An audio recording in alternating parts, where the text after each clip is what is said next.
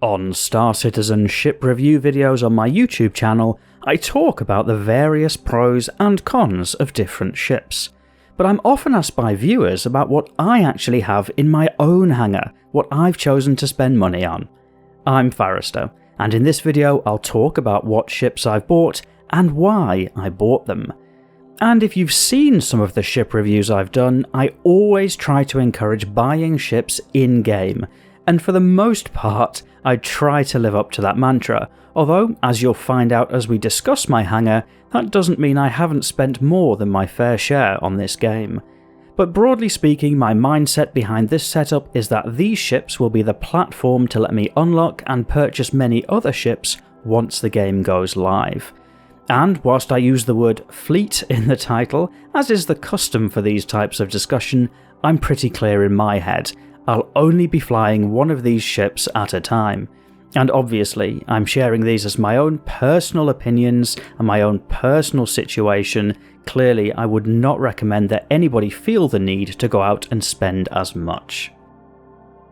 The first ship in my hangar is the Crusader Industries Ares Inferno Starfighter. This will be my go-to combat fighter, which I intend to use in combat situations. I expect a lot of my early gameplay after launch, if there is such a thing as one launch event, will be using the Ares to complete combat contracts to build up some funds. I opted for the Ares for a few reasons. Firstly, it's a single-seat fighter but on the heavy side, meaning I can fly it solo or group up with other players and bring something slightly different to the fight. Secondly, the aesthetics really drew me to this ship. True Crusader Industries stylings.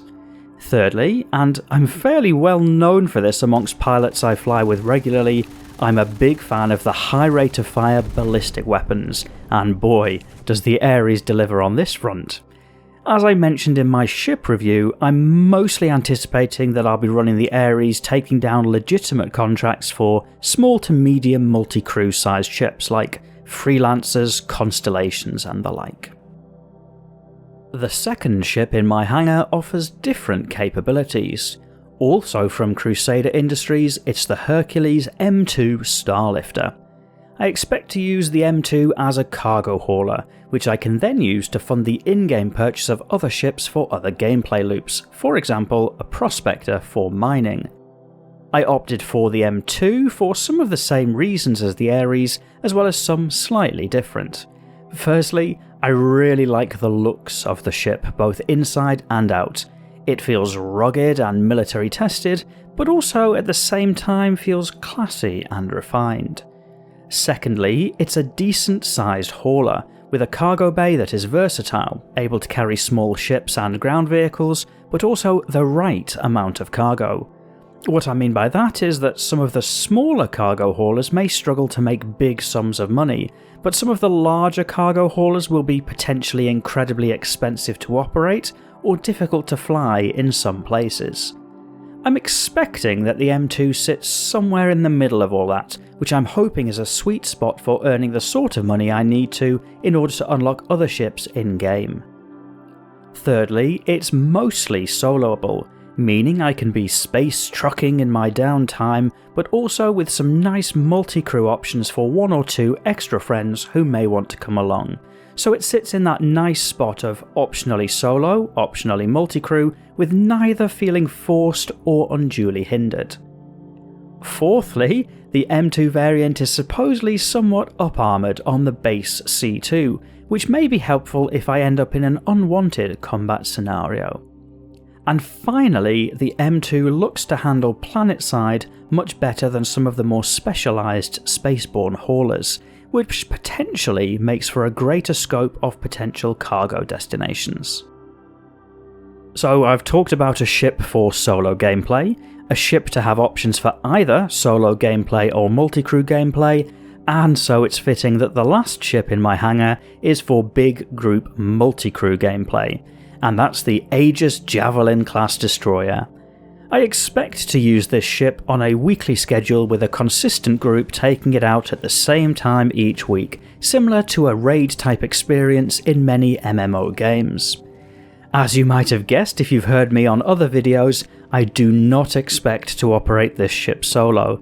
In fact, I'd be a little disappointed if the full multi-crew experience was watered down, as I'm hopeful that this is the sort of ship where large-scale multi-crew really comes to life.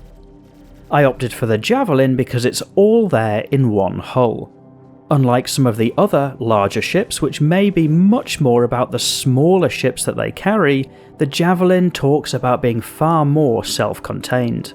There are lots of crew stations for different roles, ranging from bridge crew to a whole range of weapons positions, not to mention all of the amenities aboard like the medical bay. It's also discussed as being highly defensible, with strong armour and shields, which appeals to my defensive gameplay preference. I'm hoping that all of that provides a great platform for running a whole range of different missions on a weekly basis, and who knows, maybe some great YouTube videos in the future. Whilst my core fleet is only 3 ships, if you can use the word only for spending a huge amount of money on the game, the mentality behind them is about the number of people I'm playing with. I anticipate I'll also spend a fair amount of time on other people's ships. But whilst those 3 ships are those that I've paid for, I'm very fortunate in that many viewers have also used my Star Citizen referral code over the past couple of years, which gives me access to a range of other ships through the Star Citizen referral program.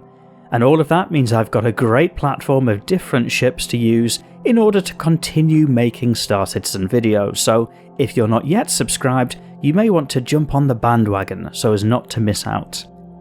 Talking about your personal Star Citizen fleet is a big discussion point amongst the community, so I'm really interested to read in the comments about what you think of my setup, my rationale, or maybe about the ships you chose and why. Hopefully you enjoyed this video, in which case you might hit that like button so I know the sort of thing you're finding most interesting to watch. Otherwise, I hope you enjoyed, and as ever, thank you for watching.